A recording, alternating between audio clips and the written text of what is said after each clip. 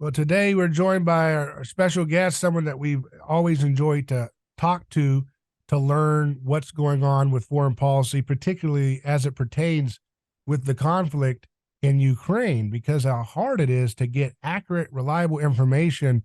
In our media landscape today, it's great to have a straight shooter like our guest, Colonel Douglas Macgregor. How you doing, sir? Great, David. Great. Well, it's I want to go through a few of the different stories that are emerging from the conflict. Seeing there's a massive missile strike of the Russian armed forces on different infrastructure assets in Ukraine.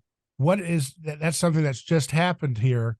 Can you tell us a little bit about what this looks like? What's going on here? Yes, this has turned out to be the largest missile strike since the beginning of the war, which is interesting. Once again, it tends to put the lie to the notion that somehow or another the Russians are running out of missiles, running out of weapons, and so forth, which we've been hearing ever since the war began. It's all nonsense. These missiles were launched, not entirely, but largely from aircraft, mostly bombers that flew towards Ukraine from different directions and delivered these cruise missiles. At the same time, large numbers of what we call loitering munitions, drones, were also used in this attack. And virtually every major city from one end of Ukraine to the other, and remember, Ukraine's the size of Texas, was struck last night. We wanted to know what the targets were, but weren't able to really establish with any certainty until this morning. And it looks as though there was a concerted effort to strike all of the remaining energy production sites. In other words, anything that produces energy, specifically electricity, heat, those were all struck with amazing accuracy. Virtually everything got through because Ukrainian air defenses have been severely weakened over the last several months. And as a result, we see that railroads are virtually at a standstill. Now, this is very important from the standpoint of the Russians because it makes it very, very difficult for the Ukrainians to supply their forces in the field. If they can't use the railroads, they can't transport tanks, armored fighting vehicles coming in from the West, and huge quantities of ammunition. That means they've got to use roads. And a lot of the roads are not in the best of shape. They have to use hard surface roads because anything else is now a mud pit. Because we've moved into this famous mud season where if you drive off an asphalt or concrete road, you sink 10 feet into the mud right away. So this is a logistical bottleneck, kind of, would you say? Yeah, this is a strike to effectively destroy the logistical resupply system and also to put an end to any energy infrastructure, anything that produces electricity. And I think they've had enormous success with this. Now, there's no follow-up in terms of attacks on the ground per se, for the same reason that the Ukrainians are now going to find it very difficult to resupply anybody. Mud. How do you attack in the middle of the mud season on the ground? You really can't. So we're not expecting any sort of ground offensive until probably late April, because it takes 2 months or more for the ground to dry out to support any vehicular traffic. But in the meantime, this makes it very, very hard for the Ukrainians to resupply their troops in eastern Ukraine. Yeah. I'm seeing that story from Radio Free Europe says Russia launches more deadly airstrikes on Ukrainian cities, power to the Zaporizhia nuclear plant restored after cutoff. Those nuclear power plants are always kind of a tricky situation, right? Because they always acting like that could be the situation for a new Chernobyl. How close are we to that type of thing happening from? Well, the Russians have very carefully and deliberately avoided exploding any ordnance near any nuclear power plant. And the few that have fallen into their hands, they've maintained security around them and prevented them from being damaged. So I would say that unless the Ukrainians go after one of their own power plants that is under their control, there will be no trouble with nuclear power. The problem with a nuclear meltdown, as I'm sure you know, David, and all your listeners know, it's not a weapon that you can direct. It harms everyone. This is also the problem with lots of your chemical and biological weapons. Those things don't discriminate. And everything depends on weather as well. So the bottom line is, I don't think you're going to see anything like that happen in this war right now. Absolutely not. You see, reports. I had a talk with Larry Johnson earlier this week, and he was talking about how the Bakhmut narrative has flipped. It was said to be a very strategically important city in the media and the Western media, and now they've changed to say it's not that big of a deal. Now that it looks like it's pretty much encircled by Russian forces. What's the truth about Bakhmut? I'm hearing that some of the soldiers in Ukraine are, kind of having a lot of weariness about continuing to try to hold their positions in Bakhmut. Well, Bakhmut has turned into a major bloodbath. We now think we're up over 200,000 Ukrainian dead, and thousands of Ukrainian soldiers have died in this town of Bakhmut. And Larry Johnson's right. Everyone said that this was terribly important for months, and then suddenly said, "Well, this is not that big a deal." In truth, it's a very important city. Understanding once again the terrain and the fact that at least for months at a time you are limited to road travel. The road network in and around Bakhmut is enormously important, and it leads also to railheads, which means that it's a logistical hub. And once this falls, it's going to be very difficult for the rest of the defensive network that runs for hundreds of miles across southern Ukraine to hold together. The other thing is that Zelensky has been moving troops that had been set aside for use in the future as counterattack forces and taken them and thrown them into the Bakhmut bloodbath. With the result, they've taken far, far more casualties. Remember, this Bakhmut is the centerpiece for what I would call this World War I style engagement. It's almost like Verdun, where you have tens of thousands of troops on both sides, and the group on one side has more artillery than the other. I mean, for every one gun the Ukrainians have, the Russians have at least 10. And in the case of Bakhmut over the last couple of weeks, the Ukrainians have simply run out of both guns and ammunition, so they haven't been able to support their troops. Without friendly artillery support, they're simply being destroyed, ground into bits. And many, many Ukrainian soldiers are saying, this is it. We can't survive this. We've got to get out of here. And even though Zelensky's generals have urged him repeatedly, pull the troops out because we'll need them to fight again down the line, he has refused to do so. Now I think Ukrainian soldiers in numbers, who knows how many, are simply falling back on their own, hoping to survive and escape the what they call the cauldron that's being created inside Bakhmut. I don't know how many there are there right now. They're probably no longer 10,000. It's probably less than that, probably between 5 and 10. And the only way for them to escape is across open fields and through woods, which there are plenty of in and around Bakhmut. How many will ultimately reach their own lines? I have no idea, but all the equipment that is there will be abandoned, and eventually it'll essentially be deserted. And it's pretty close to that at this point. But there are still some hanging on. And we've been reading for weeks now reports of Ukrainian soldiers saying, look, we're being hung out to dry. We're not getting food. We're not getting ammunition. We're not being supported with any artillery. And it's hard to evacuate our wounded. Too many men are bleeding to death. It's a horror story on the World War I scale.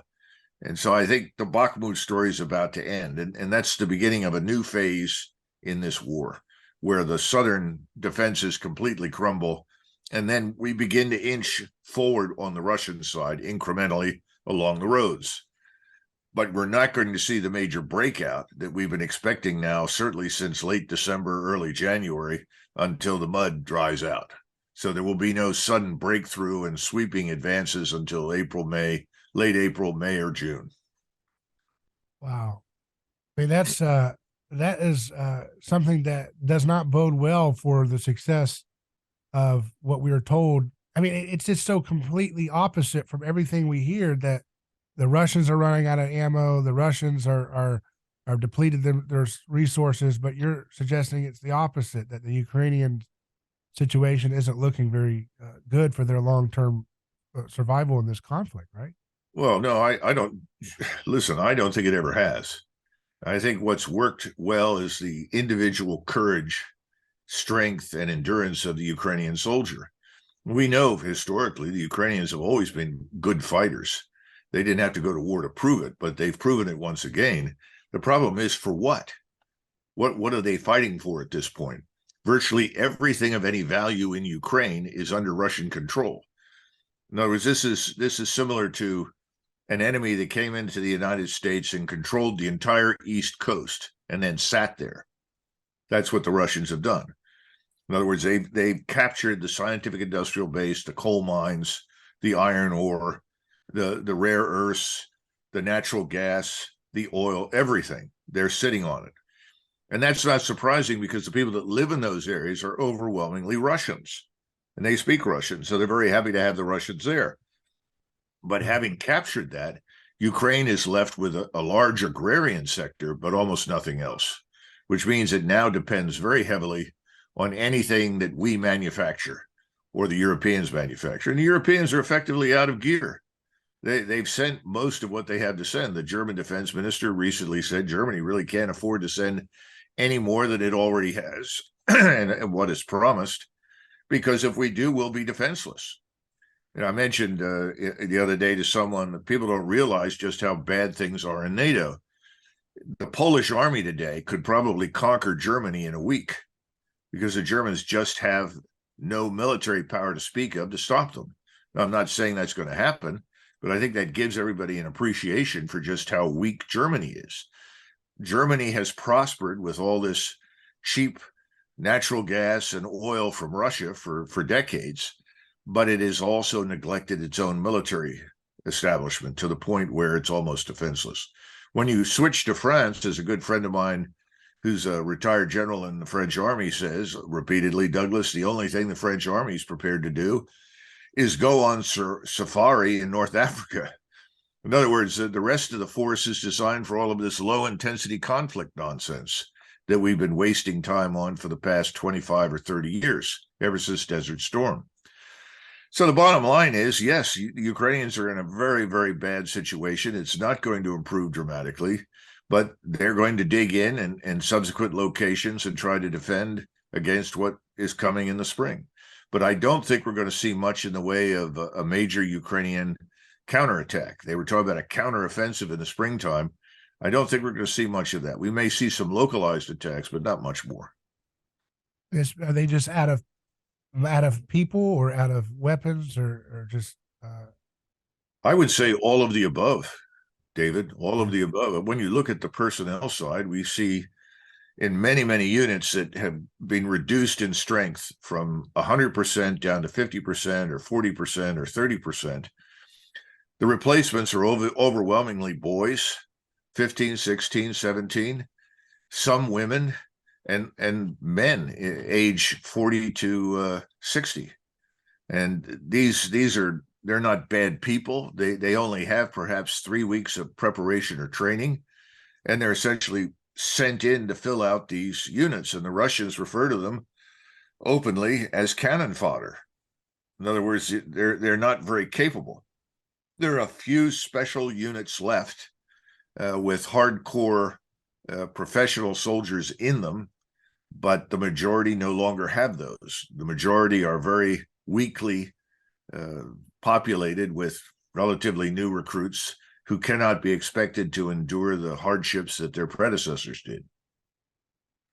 So, I mean, you said earlier, Bakhmut, there's an estimated 200,000 Ukrainians have died. Not in Bakhmut, but over 200,000 Ukrainians have died in this war, Ukrainian soldiers. Yeah, it's probably much higher. I've seen estimates of 257,000. I mean, we don't know with absolute certainty, but people are over there in the hospitals and going to the grave sites, and they're able to identify large numbers of people. That's how we find out the truth, because the Ukrainian government isn't going to tell you they've taken these sorts of losses. I mean, we're in a war where the Ukrainians substitute lies for the truth.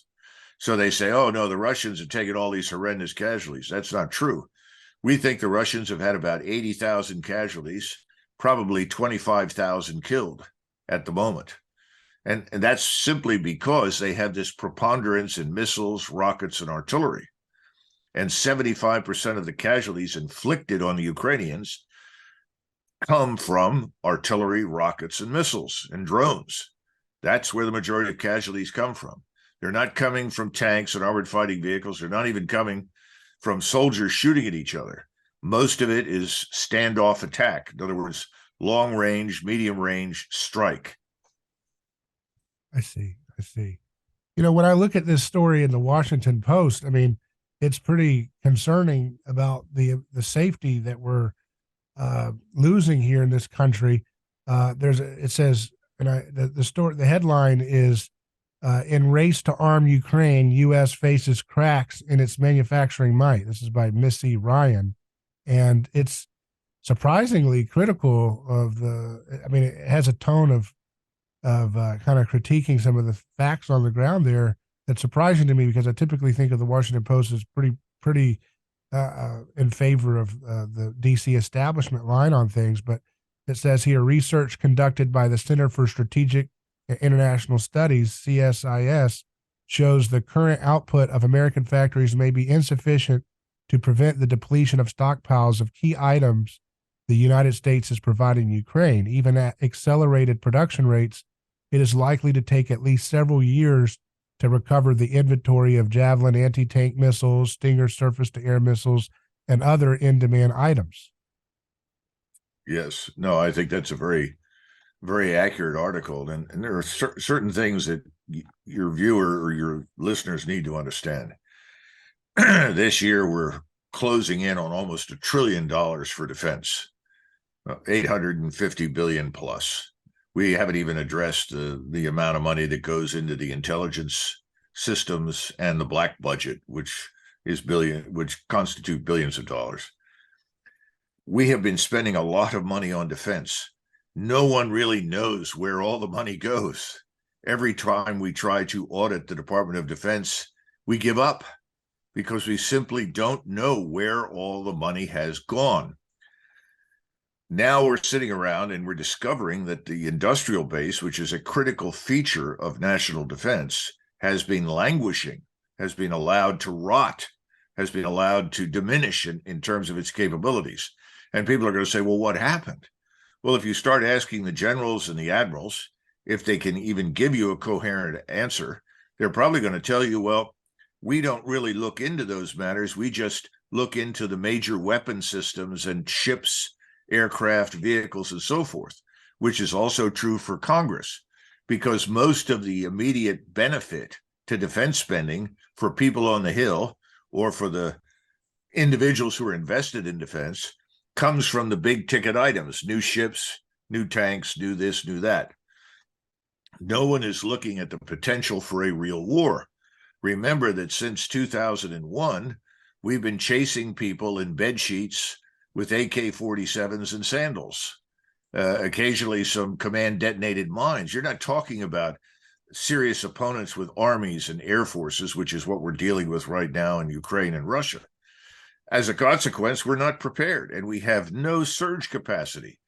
We used to have the ability to say, all right, we're producing, say, 10 aircraft a month. We need to produce 50, and we could ramp up and do that. We can't do that right now.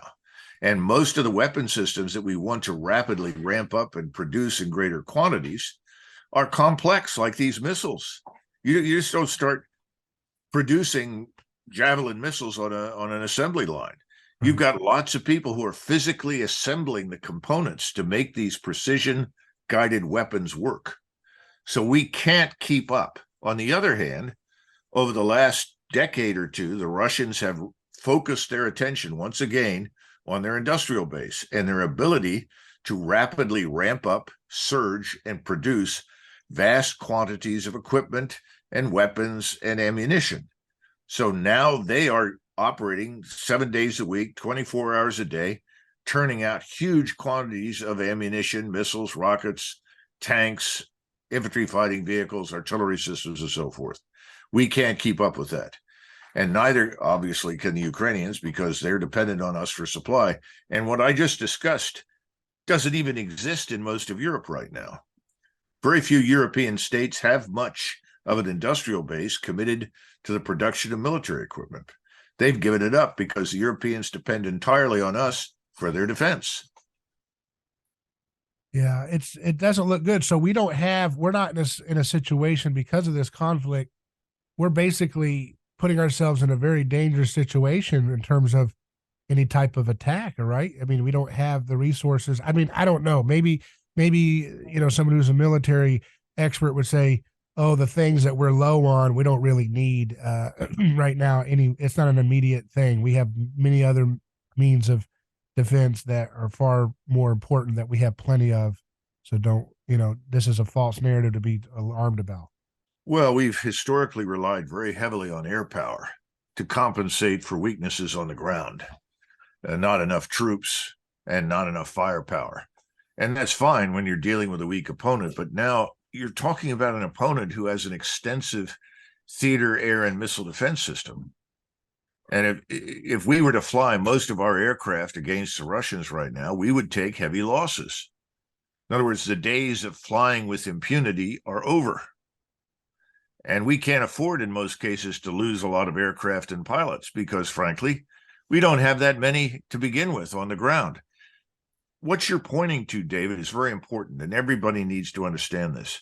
When we made the decision to build up this Ukrainian force, which was aimed at harming Russia, and we spent 8 years plus doing that, we didn't think through the consequences of our actions. We continued to dismiss Russia as, the well-armed gas station. Remember, it's a single commodity system. What can it do? Its economy is weak. Its social cohesion is poor. Its leaders are corrupt. Why are we worried about the Russians? Well, what we're discovering is the exact opposite. Russia was much, much more than just oil and gas. Russia is one of the major food producers in the whole world. It has an abundance of resources.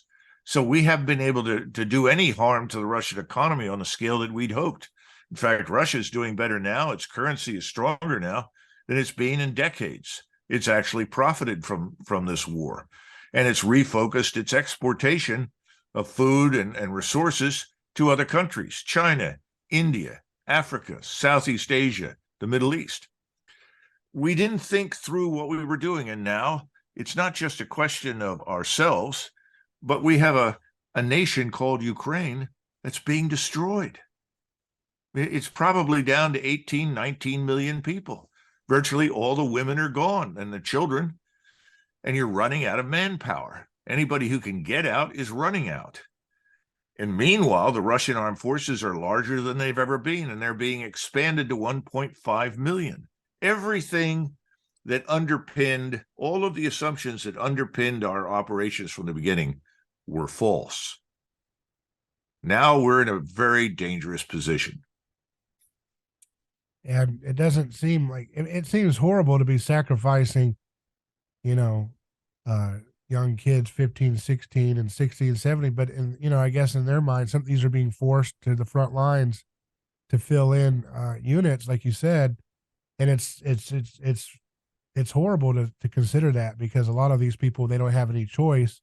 And then some of them, they truly believe that, this is, I mean, and it is in some ways, an existential threat from their opinion, right? I mean, if you're someone who believes that Russia we got to go back to the beginning, David, and say, what was it that the Russians wanted?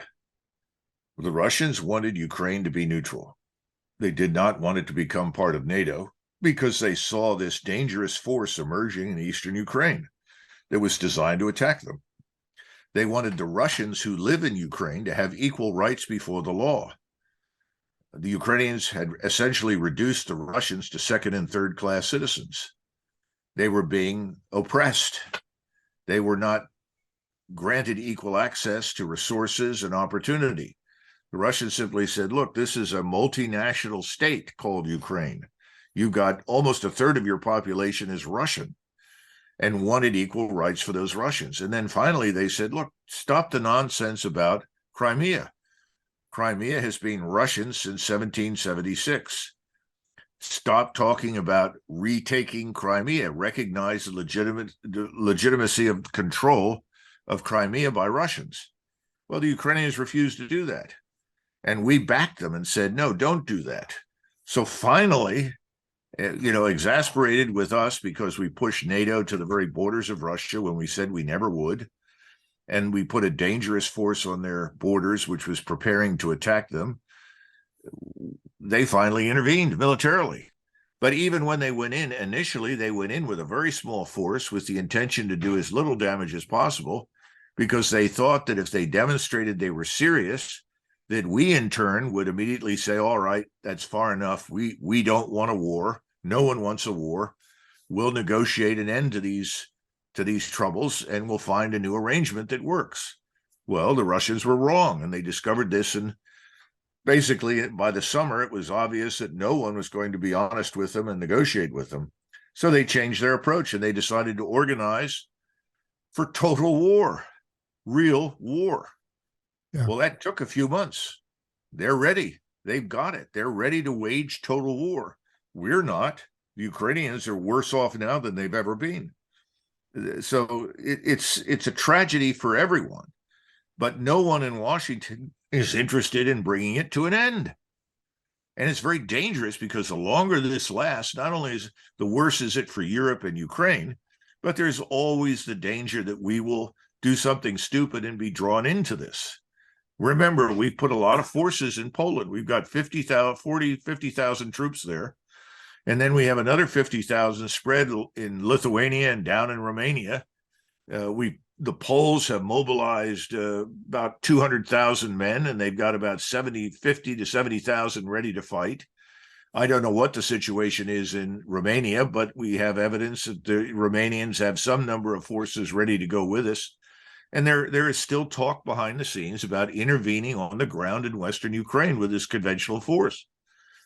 Well, the Russians are up to what, 740,000, and they're still building and still mobilizing and still equipping and still turning out new equipment and weapons and capabilities.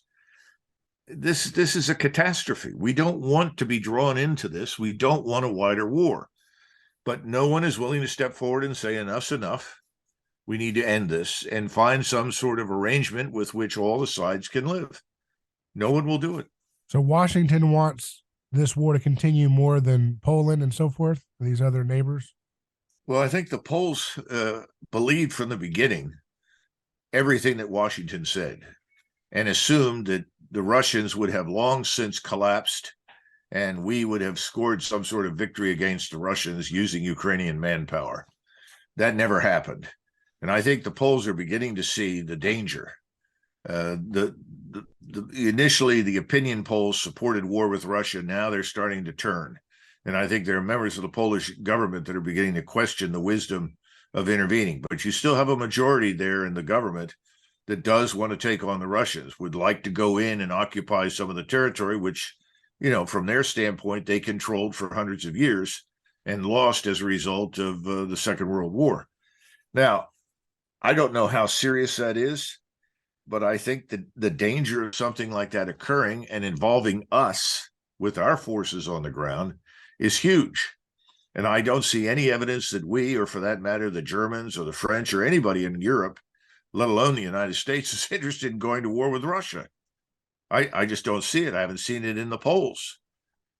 And I don't see Americans cheering on the movement of hundreds of thousands of U.S. troops to Eastern Europe to fight the Russians in Ukraine. I don't see it. So the question is, if there's really no support for that, what do we do? And I think the plan right now is to let this thing run. And now I'm beginning to see new distractions. Now we're starting to talk about the evil Chinese and the China threat. And now we even have Lindsey Graham saying we should attack Mexico. I mean, it strikes me as ludicrous nonsense. We started this war in Eastern Europe with the Russians. We don't want to end it. We're afraid to finish it in some way that'll make us look bad. And so now we're turning to other areas of the world where we want to create hostilities. It's insane. We can't afford any of it. Our economy is in terrible shape. And of course, Matt Gaetz, the congressman from Florida, is trying to push a bill, I think this week, to try to use the war powers to resolve the Syrian troops. I didn't even know we had troops still in Syria, but I guess, that's still going on over there. So is that something that could they go and scapegoat Syria to try to save face and punch on somebody else for a little bit? Look, there was an attempt, there was a vote in the House about removing troops from Syria, and all of the lobbies, foreign and domestic, everyone with an interest in the defense industries. My impression is the Israel lobby and other lobbies all gathered together and said, no, we cannot leave Syria under any circumstances. And so the Congress, which responds to the people that donate to their reelection campaigns, voted against it. I think we have 800 to 1,000 people on the ground in Syria. It's an illegal occupation, but of course, we don't pay any attention to international law unless it suits our purpose.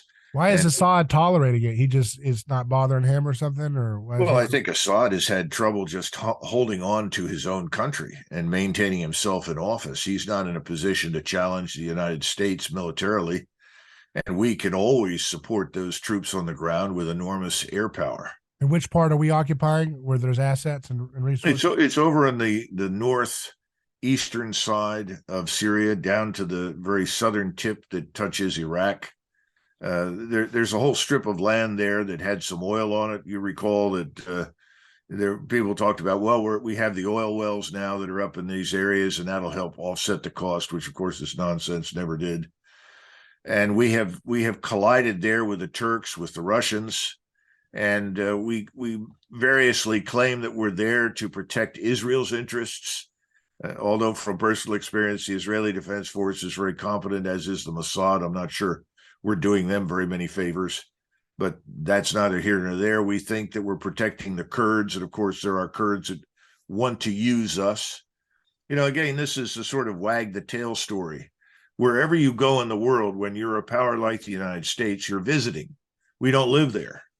And everybody wants to use us for their agenda. And you have Kurdish elements that want to fight with the Turks. You have Kurdish elements that want to fight against Assad. You have Kurdish elements that are friendly to the Turks.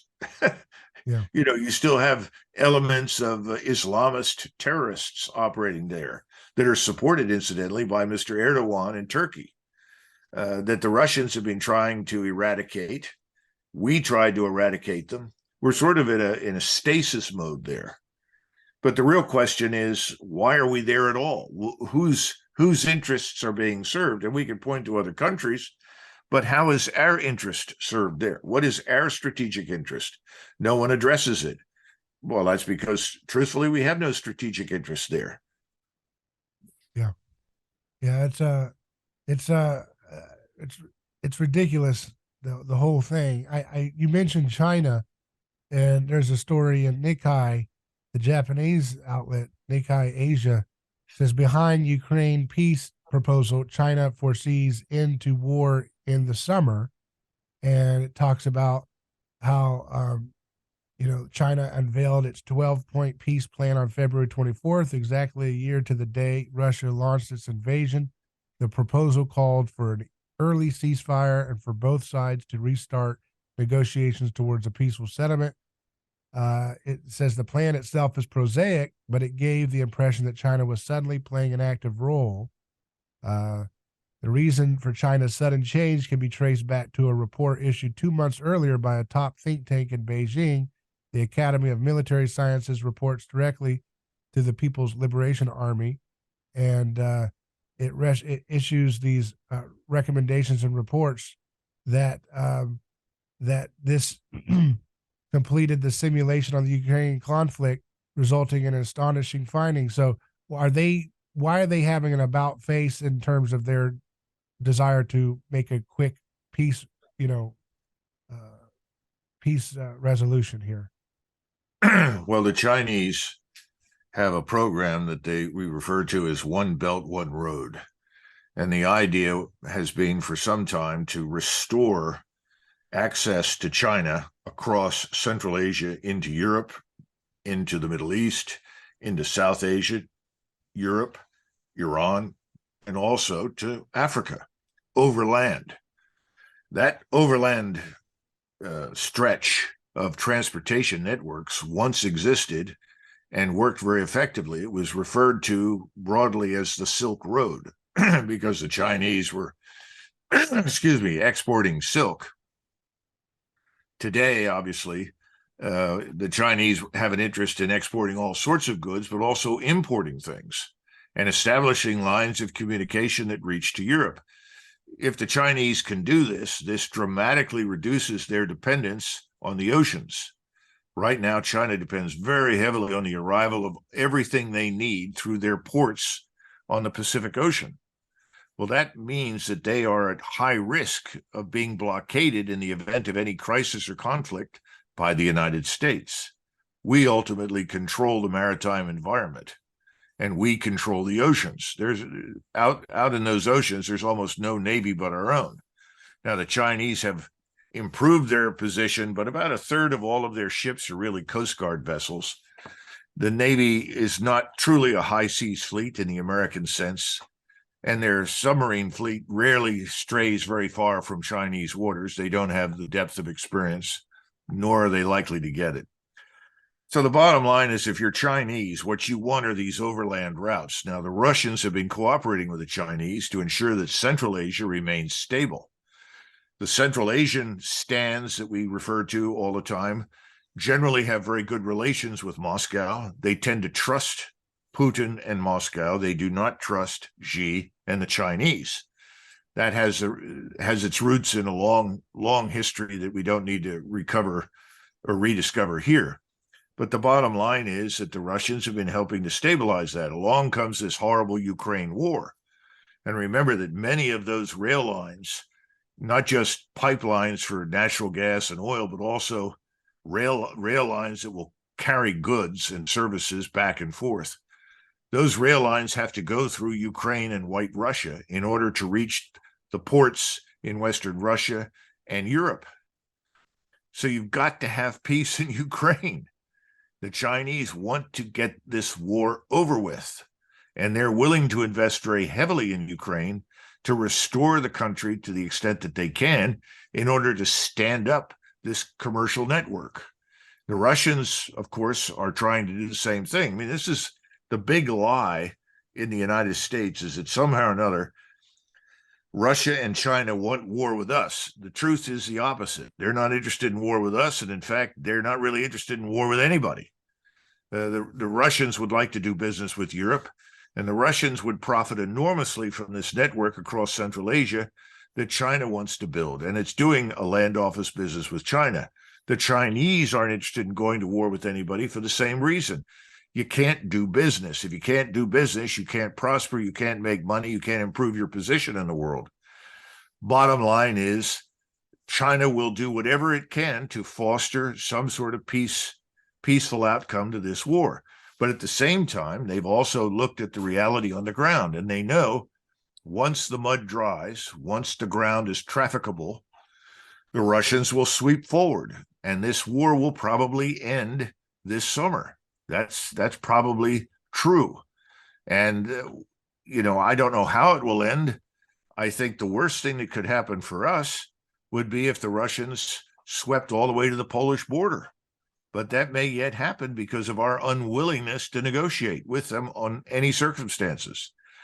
And we keep refusing to neutralize Ukraine, even though I think neutrality would ultimately turn out to be very profitable for Ukraine, specifically given what you and I just discussed, this massive commercial network, rail lines, transportation, movement of goods and services back and forth across the Eurasian continent. Remember, this is the land island.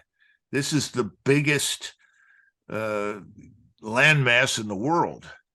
And the entire Eastern Hemisphere is interested in seeing this come to fruition, this one belt, one road. They don't feel threatened by it. We, on the other hand, do. And we've been trying to do everything we can to block trade with China in Europe and block it elsewhere whenever we can. But it's not going to work very well. People are going to trade whether you like it or not. Well, it seems like basically it's the military industrial complex and banking interests against the interest of everybody else in the world and the planet, right? It's like everybody else just wants to trade and travel. Americans and Russians don't have deep animosity, except for the people who believe in the Russia collusion psychological operation that the United States government did on the people for years. But that's kind of a fringe group when I think you look at the majority of Americans. They don't have a deep hatred for Russian people, and Russians don't have it for them. And the same thing goes for Chinese. I mean, Chinese people want to come here and study, and they're interested in our culture. They're interested in our music, whether it's good or bad. I mean, they're kind of, they're not naturally hostile. It's these military industrial interests that have oligarchic control over governments, especially ours, because that's what we've made our bread and butter in, is being the world's crooked cop. Um, that hold all of this back, that we can't just have trade and travel and dialogue with Russia and China and a fair trade with these countries. We have to have this urgent sense of hostilities around every corner that just holds Well, everything that's back. well, David, I think that's part of it, but I think first you have to understand that we have dominated the planet with our financial system, certainly since the end of the Second World War. And as a result, we want to ensure that Russia and China and India and other countries are assimilated into the financial system that we control. That's part of the reason for our opposition to Russia and China. These efforts have failed. In fact, right now it looks as though 3.75 billion people on the planet will stop using the dollar to do business.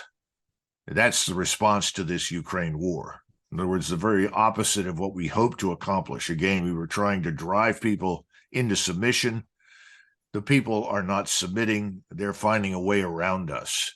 We're going to end up dealing in the future with 3.75 billion people who will operate with currencies that are pegged to gold. That's what's shaping up in Russia and China and India. We, on the other hand, are going to be outside of that with our system. Whether or not it will still be dollar dominated or some other means will come into existence, I don't know. But that's a big factor here. Secondly, everyone in Washington is short-term in their thinking. No one thinks much beyond the next election. No one thinks much beyond whatever is important to them today. There is no one who sits there and says, where do we as Americans want to be financially, economically, militarily in 10 years? Everything's about spend now for X, Y, or Z. Ambassador Chaz Freeman, he was the former ambassador to China and Saudi Arabia, has said repeatedly that every 4 years we tend to lobotomize Washington. And I think that's true. We give everybody a lobotomy. Whatever happened under the previous president is no longer of interest. We're going to build the brave new world with the new administration. So there is no long-term strategic thinking at all. Now, this was not an issue for us before the First World War, because frankly, the government in Washington, I don't want to say it was irrelevant, but it was certainly not the centerpiece of American national, industrial, and economic development. Most of the development was from the ground up. And that even persisted after the First World War for a while. And when the government did become involved, it was not always bad. There were good things that were done, but they were on the margins, tinkering on the margins of a larger scientific industrial expansion that began right after the Civil War. And it was not driven by the government per se. Well, those days are over. We don't live in that kind of world anymore. We have to have borders that are real. We cannot allow millions of people to migrate into the country whom we did not invite, whom we can't afford to support, and who may have hostile intentions toward us. That's just insane. It's worse than suicidal. That's a huge problem. All you have to do is take a look at your large cities to see what happens when you don't enforce the law, when you don't actively fight criminality. And then finally, there's the armed forces. Our armed forces are not in good shape. They're in terrible shape. I used to cringe when I listened to President Trump, and he would say, we have the greatest armed forces in the world. Well, look, Mr. President, I know that you love our soldiers, sailors, airmen, and Marines, and you're very proud of the armed forces, but I wish we'd scale back this talk because we are not what we were 30 years ago. In Washington, people don't seem to understand that the military power that they saw wielded successfully in 1991 no longer exists. You're talking about a time when there were thousands of aircraft from the Air Force and the Navy. You're talking about a time when the Army was still over 800,000 strong, and then was subsequently dramatically reduced down to 495,000. I watched as 163,000 combat veterans left the service because there was no room for them anymore, and they willingly left with bonuses for their great work. Well, that's fine, but what were we left with? We were left with a smaller version of an old force. And that's what you've got everywhere right now: Navy, Army, Air Force, Marines. Now you add to that the social engineering problems that have gotten way out of control. They were always there. They were always a problem, but today they are fatal in their impact. And this administration is delighted with it. Doesn't seem to understand that on the one hand, you want to wage war against anybody who doesn't agree with you and will not submit to our financial domination. On the other hand, the means with which you once had the ability to enforce have vanished. Those means are just not what they were 30 years ago. Yeah. And I don't know what we can do to get the American people to understand that simply throwing money at defense is not an answer. We don't even know where the money goes. We can't audit the Department of Defense.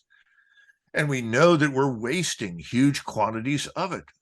And in the meantime, lots of people on the Hill, lots of people in the private sector, people in certain districts and states are growing wealthy as a result. The problem is we're not improving our defense posture.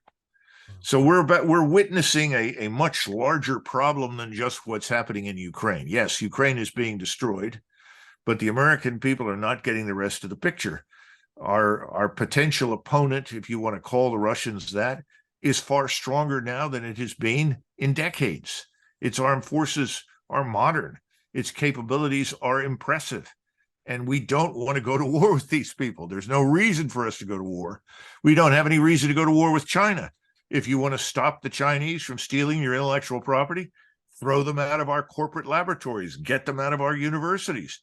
If you want to stop the fentanyl from pouring into the United States, don't bomb China, close the border. Put the 40 or 50,000 troops that we've got in Poland on the border with Mexico. Stop it. Then go after the people inside the United States who are supporting these networks of drug dissemination and distribution. Go after them. Restore the rule of law in our major cities. Don't bomb Mexico, because if you bomb Mexico, if you go after the drug cartels in Mexico right now, your borders are wide open. The criminality in the United States is unchecked. We'll end up with a war inside the United States that's worse than the war in Mexico. So these are just stupid, uninformed commentary. Again, I've always wondered, would the cartels employ Al-Qaeda style terroristic attacks in America if they wanted to, blowing. Yes, that's exactly right. You're absolutely 100% right. They're much better armed than the National Guard. Yeah. They're much better armed than our Border Patrol. The Border Patrol will tell you that. They would love to see the Army back on the border. We were there for 100 years. The United States Army maintained forces on that border for 100 years. Eisenhower, Patton, MacArthur, everybody served on the Mexican border. This people just don't understand. This is not a new problem. It was because Mexico has always had difficulties controlling its own problems with internal criminality. And we had to stop it from spilling into the United States. Well, now we've opened the floodgates. And it's not just Mexico. It's coming up to us all the way from Venezuela and Colombia and through Central America and from Cuba. And nobody seems to want to address these realities. But you don't just start bombing people, because you say, well, we've got to punish the drug cartels. The Mexican government is an organized crime state. They're not going to help you. The Mexican army is part of the cartel system. Why wouldn't they be? The cartels have all the money. Anybody who wants to survive in Mexico is on somebody's payroll. The government can't compete with that. Why does the Mexican leftist president say positive things about Trump, saying he shouldn't have been banned off of social media? What was in it for him to say that if he's part of the crime cartel? Who knows? Who knows? I wouldn't pay any attention to anything that comes out of the Mexican government. Yeah. That thing is a disaster. It can't control its own country because it itself is under control of the drug cartels. I wonder what drug cartels have relationships with our own government, though. I mean, we've Well, got a long that's history. we know that the police organizations in the United States, all the way up to and including Washington, are in fact infiltrated by the drug cartels. So how could we ever even possibly? I mean, realistically, in our current corrupt system, how could we even properly wage a drug war when so much of the systemic corruption from local police to like you said, federal agencies having corruption within their structures from the top down? Well, you just answered the question why the so-called drug war begun many, many years ago in the Clinton years in earnest had no impact. It was just a facade. You're absolutely right. But can these things be stopped? Can we turn these things around? Yes, I think they can be done. But you're talking about very harsh measures that have to be taken. And you're talking about using police power and military power to regain control of our streets, our neighborhoods. I mean, who would have thought 30 years ago that a beautiful city like San Francisco would turn into what it's become? Incomprehensible. Mm. I grew up in Philadelphia, and Philadelphia was bad in the 60s and the 70s. It's much worse now. Everything that was once a problem has metastasized into a serious cancer. Either we deal with it or ultimately we go under. And I don't think Americans really want to come to terms with that yet. They know it in many cases, but there are many Americans that sit in places where things seem to be quite good. And they say, well, I'm comfortable here in eastern Kansas. I'm doing fine in Montana. Things aren't bad in Maine, where I live, or western Connecticut. So what's your problem? We have a very large country. The problems are not uniform. But when you look at the large cities and you look at the concentrations of people who are dying from fentanyl, put that picture together and suddenly you realize you've got to do something much, much more stringent, much more intrusive than what we've been doing. But instead of focusing on these things, we have an attorney general that talks about white supremacy as being the leading cause of every ill in the world and every ill in America. Insane. This, how do you deal with that kind of ideological blindness? I don't know the answer, but I do know that if we don't take action, this country may not make it. Yeah. And it's not going to go under because of our spending on Ukraine. That doesn't help us. That just exacerbates the problem. But just remember, go back to something you said, David. When you look at the Congress, they are willing to spend hundreds of billions of dollars on this fiasco in Ukraine. They're willing to spend money for an alleged defense of this island of Taiwan that may well vote itself into China because they've got two parties on Taiwan. One's pro-Chinese, the other's pro-Japanese. The pro-Chinese party is probably going to come to power next. They may well vote to join China. We don't know what's really happening politically in Asia. But we'll spend all sorts of money on that. But look at the United States. 100,000 Americans die of fentanyl poisoning, and no one will close the border. No one will complete the barrier on the Mexican border. No one wants to commit military power to defend this country. We'll defend Ukraine and Poland, but we won't defend America. What's wrong with that? Yeah, because like you said, we have renters of power that don't care about the long-term value of the alleged assets that they feel they have a right to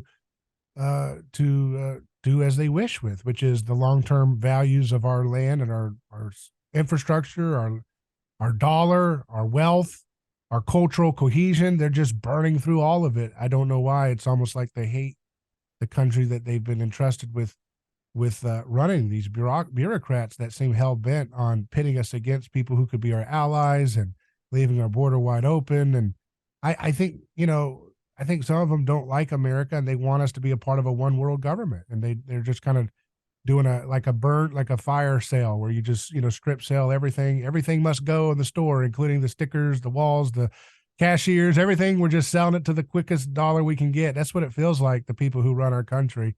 that they're just strip selling us like for parts, you know. And Well, I think that's a reasonable description. And by the way, David, I think we've run out of time. I yeah, know I've got to yeah, I go. did too. Yeah, I wanted to wrap up by giving a shout out to your website, douglasmcgregor.com and futuredefensevisions.blogspot.com, where you can find your articles and posts and videos. So uh, I appreciate you coming on the program, and I look forward to talking to you again. It's been a great discussion. Thank you, David. God bless everyone. Uh,